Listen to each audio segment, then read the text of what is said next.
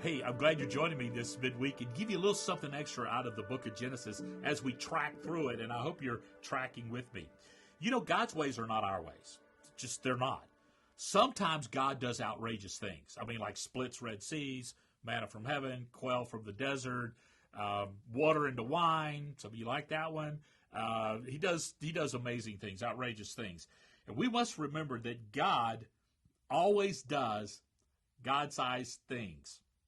I tell pastors this all the time, that if your vision is your vision, you can do your vision. But if your vision is God's vision, you can't do your vision. God has to do the vision. And God only does things in a way that brings him glory, and they're always God's size. Now, here in Genesis 18, now we talked to 17 and the child of promise. Now, in 18, here comes the baby. Here comes the baby. In Genesis 18, Abraham and Sarah were still childless. They had taken matters into their own hand, and they had had Ishmael through Hagar, and that decision caused lots of trouble, lots of drama. Now God's stepping into their situation again. Chapter 18 is very interesting, and I want to give you some thoughts to think about.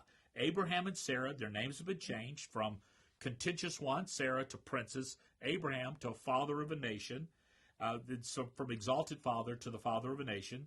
So, and then nothing had happened. They were old, real old. So old that Sarah was getting pregnant with something that only God could do. Only God could make Sarah pregnant. 3 men had come to visit Abraham, and these 3 men were on their way to deal with Sodom and Gomorrah. And we're going to talk about Sodom and Gomorrah this next week.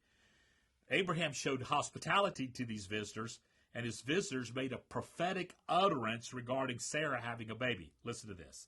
And they said to him, "Where's Sarah, your wife?" And he said, "She's in the tent." And the Lord said, and now the Lord, now there's 3 of them. One, theologians believe one of them was the pre-incarnate Jesus Christ. And this is, the Lord said, "Surely I'll return to you about this time next year. Sarah, your wife, will have a son." And Sarah was listening at the tent door behind him.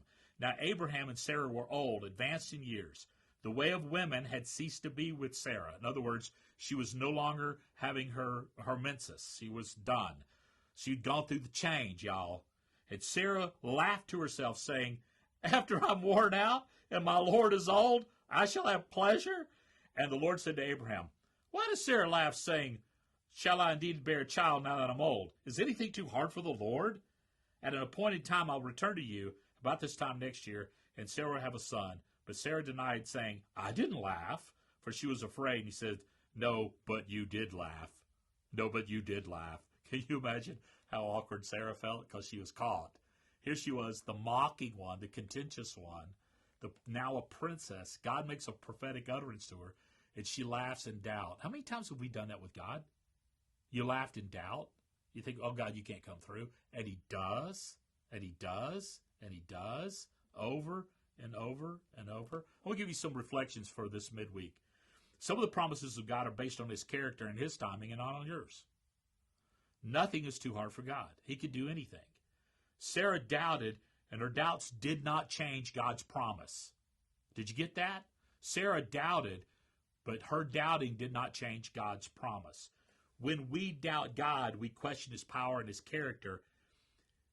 But it doesn't matter to God, because your opinion of him doesn't change who he is. Sarah denied her doubting, and God sees through your denial. You can't play games with God. And God is faithful even when we're not. So I want you to take some time this week to think about, have you acted like Sarah? Have you ever doubted God? Have you ever laughed at his promises? It gives you some food for thought as you take the weekend with you. I hope this helps. And we'll see you again next week as we continue our adventure of knowing God, knowing his faithfulness.